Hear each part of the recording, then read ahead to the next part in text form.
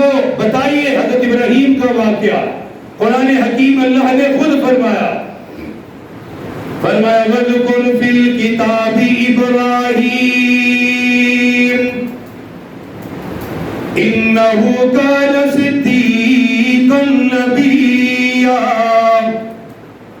قرآن کریم سورہ مریم اللہ نے اپنے حبیب پر نازل فرمائی، فرمایا میرے حبیب قرآن میں میرے خلیل کا ذکر کیجئے، قرآن کریم کی ان آیات کی تلاوت کیجئے جن آیات میں میں نے اپنے خلیل کا ذکر کیا، ان آیات کو پڑھیے جن آیات میں میں نے اپنے خلیل کی نبوت کا ذکر کیا، ان کے منصب رسالت کو بیان کیا، ان کی دعوت توحید کو بیان کیا، ان کے اس کارنامے کو بیان کیا، نمرود کے سامنے کھڑے ہو کر اللہ کی توحید کو بیان کیا، اللہ پاک کی وحدانیت کو بیان کیا۔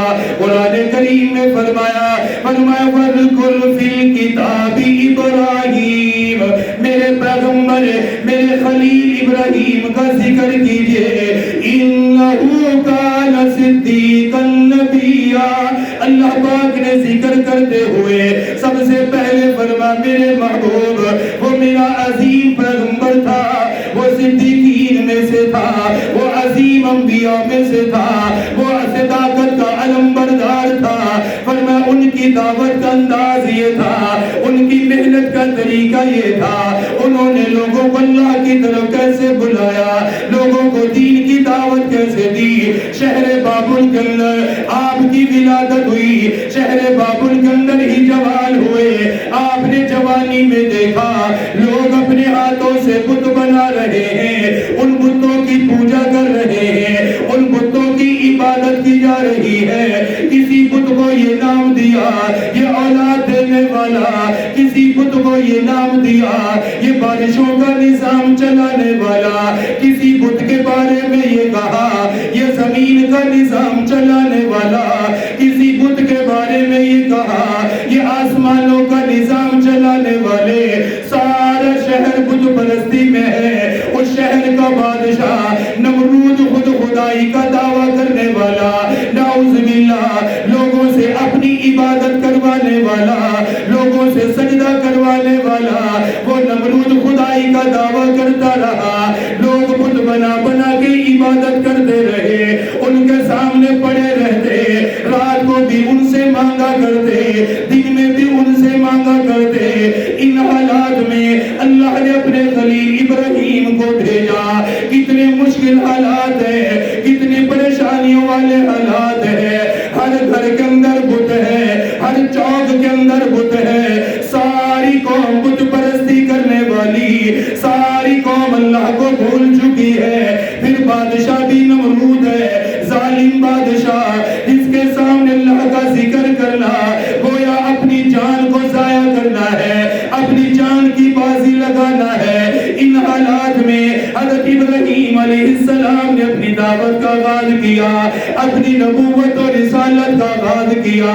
سب سے پہلے دین کی دعوت کے لیے اپنے گھر سے آغاز کیا، اپنے والدین سے آغاز کیا، اپنے گھر والوں کو بلایا، اپنے والد کو بلا کر فرمانے لگے، فرمایا اذ قال لأبیہ یا ابتی۔ اللہ پاک کو ان کی دعوت اتنی پسند آئی، ان کا انداز اتنا پسند آیا، ان کا بولنا اتنا پسند آیا، اللہ کی توحید بیان کرنا اتنا پسند آیا، ان کا ایک ایک جملہ اللہ نے قرآن میں ذکر کیا، اپنے والد کو کس طریقے سے بلایا، اپنے والد کو کس انداز سے دعوت دی، اولاد کو یہ سمجھایا اگر تمہیں اونچا مقام مل جائے، اونچا مرتبہ مل جائے، اگر باپ سے تم علم میں بڑھ جاؤ، مہارت کے اندر بڑھ جاؤ، پھر بھی ان کے ادب کا خیال کرنا، ان کا احترام کرنا، اگرچہ تمہارے ماں باپ بت پرستی کیوں نہ ہو،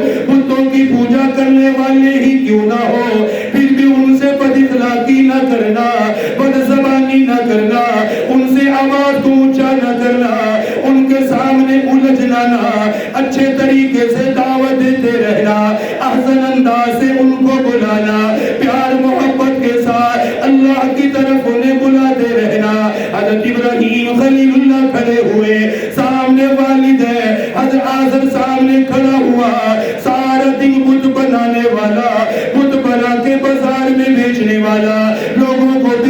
والا, بتوں کا کاروبار کرنے والا اپنے والد کے سامنے کھڑے ہوئے, کیسا وہ منظر ہوگا. ایک طرف والد کھڑا ہوا ہے, دوسری طرف اللہ کا نبی حضرت ابراہیم خلیل اللہ ہے.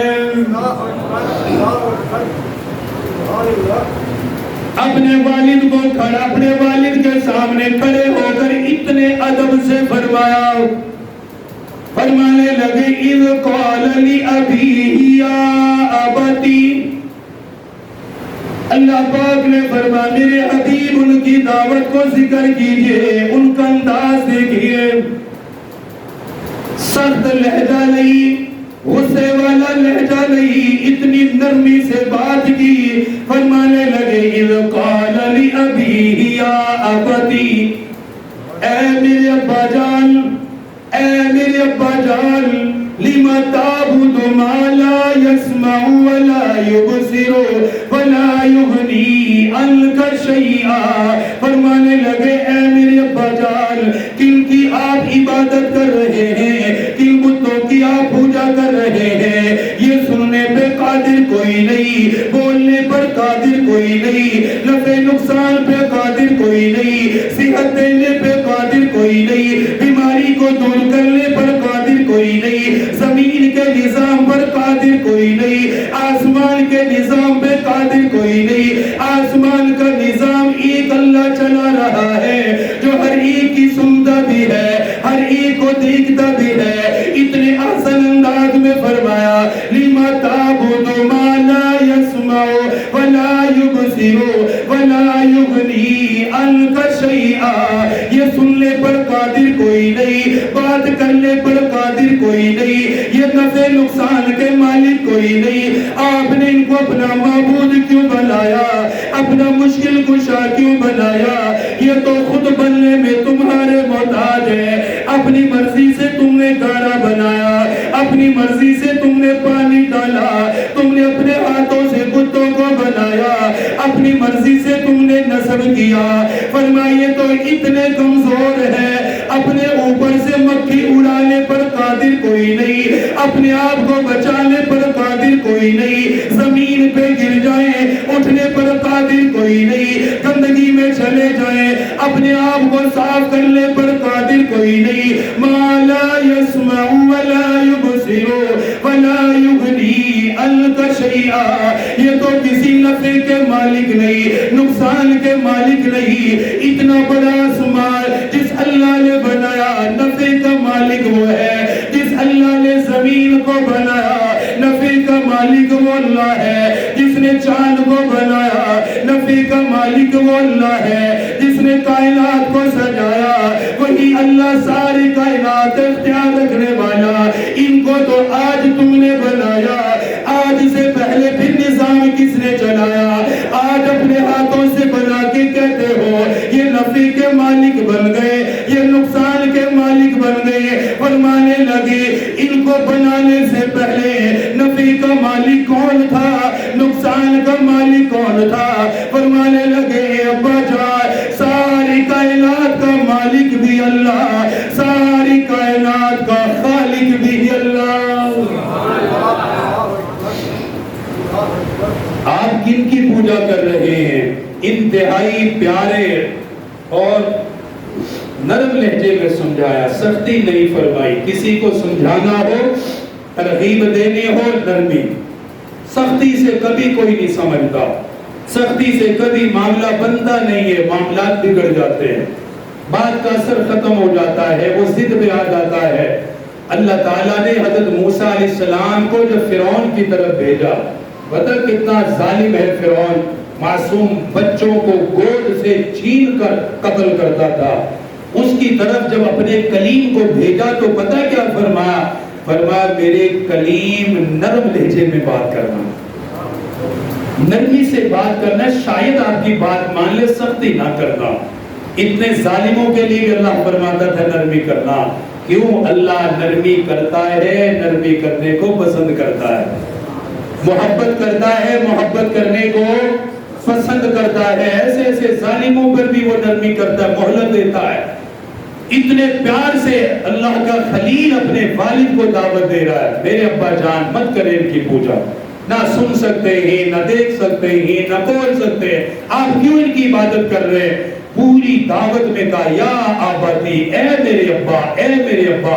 اگلی آیت سنیے، فرمانے لگے اذ قال لأبیہ یا ابت لم تعبد ما لا يسمع ولا يبصر ولا يغني عنك شيئا یا ابت انی قد جاءنی من العلم ما لم یأتک فاتبعنی اہدک صراطا سویا۔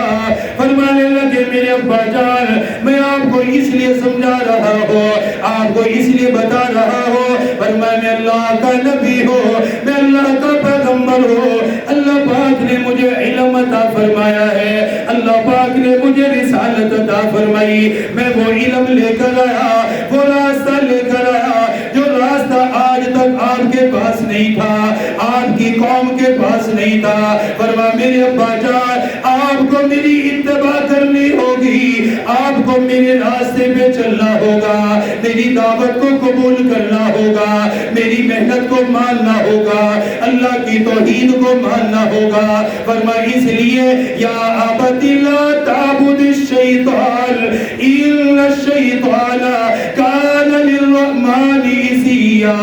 فرمایا میرے ابا جان جو بتوں کی پوجا کرتے ہیں، جنہوں نے بتوں کو اپنا خالق بنایا، جنہوں نے بتوں کو اپنا معبود بنایا، دراصل وہ شیطان کی عبادت کرنے والے ہیں، وہ شیطان کی پوجا کرنے والے ہیں۔ فرمایا شیطان نے آپ کو اس راستے پر لگایا ہے، شیطان نے آپ کو یہ راستہ دکھایا۔ فرمایا شیطان تو رب رحمان کا نافرمان ہے، وہ تو چاہتا ہے یہ بندے نافرمانی کر کے جہنم میں چلے جائیں۔ کس قدر پیارے انداز سے فرمایا یا آباتی، مسجد سے آپ تعاون کریں، میری طرف توجہ کریں، یا آباتی اے میرے ابا لا تعبد الشیطان، شیطان کی پوجا مت کرے، شیطان کی پوجا مت کرے، ان الشیطان کان للرحمن عصیا، کیونکہ شیطان تو خود رحمان کا نافرمان ہے۔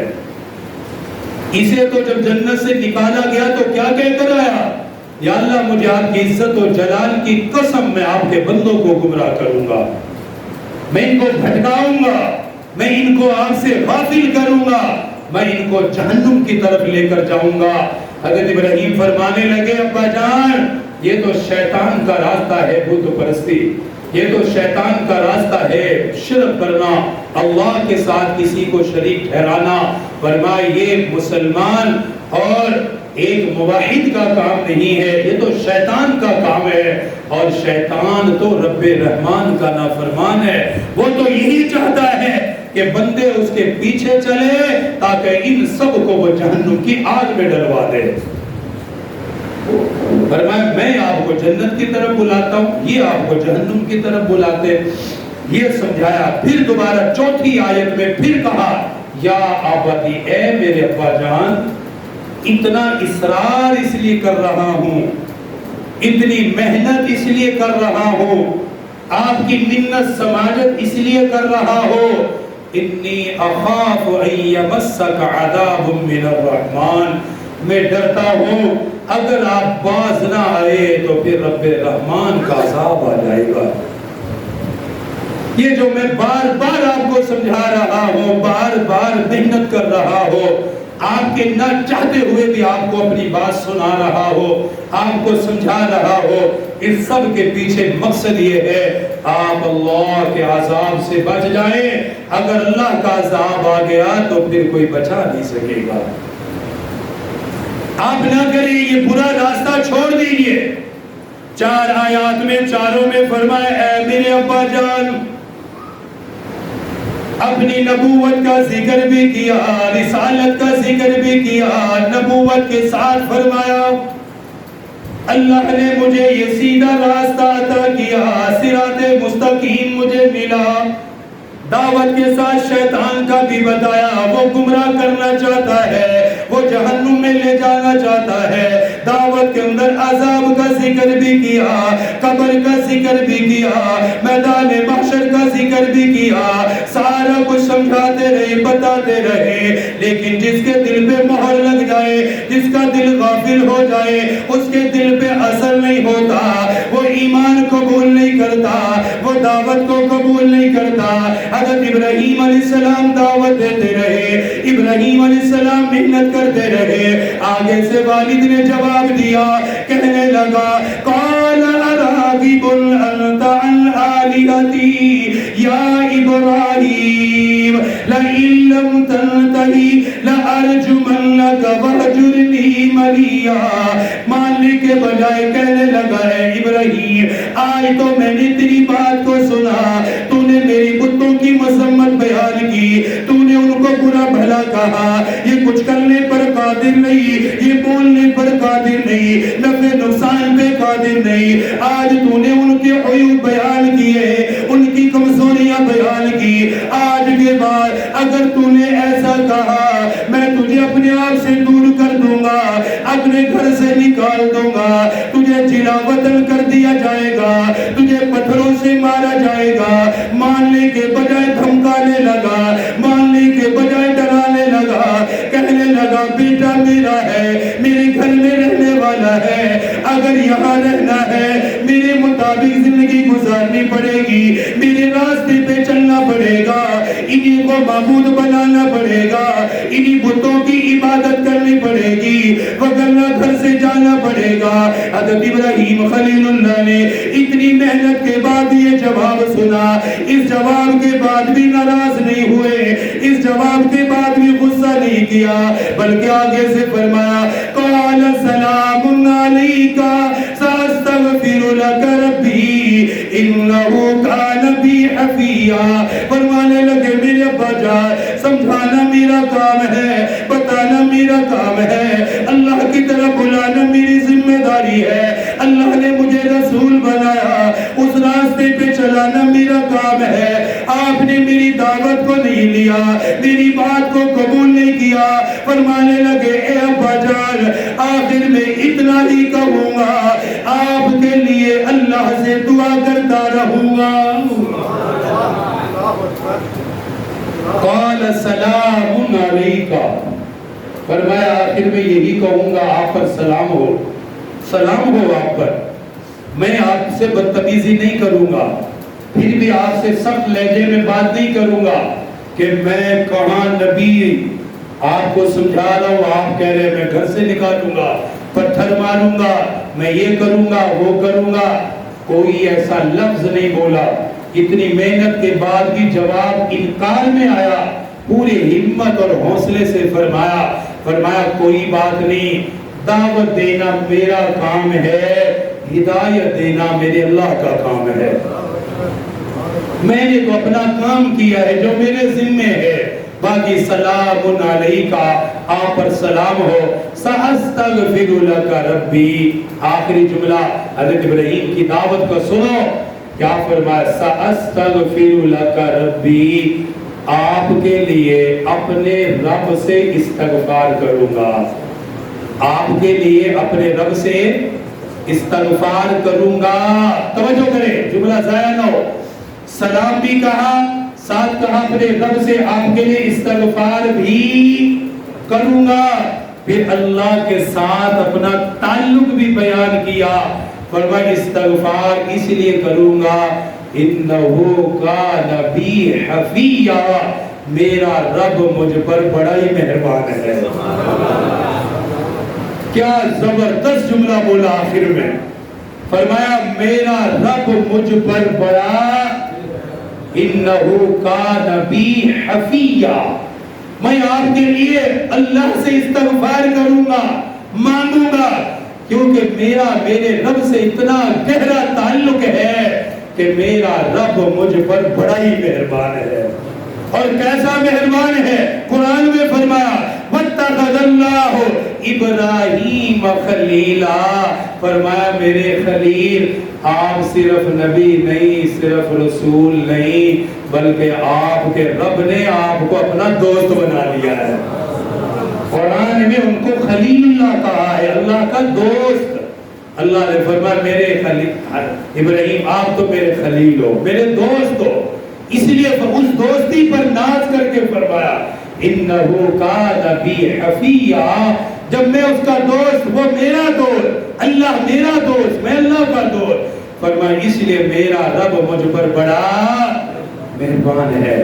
اور اس کی مہربانی کی جھلک پتہ کیا اگلے جمعے دکھائیں گے، اس کی مہربانی کی جھلک دوستی کی یہ ہے کہ نمرود کی آگ بھی اپنے خلیل کے لیے ٹھنڈی فرما دے، اس آگ میں بھی اپنے خلیل کو کھلایا، اس آگ میں بھی پلایا، اس آگ میں بھی دیکھ بھال کی، سوائے رسیوں کے جسم کا ایک بال بھی نہیں جلنے دیا۔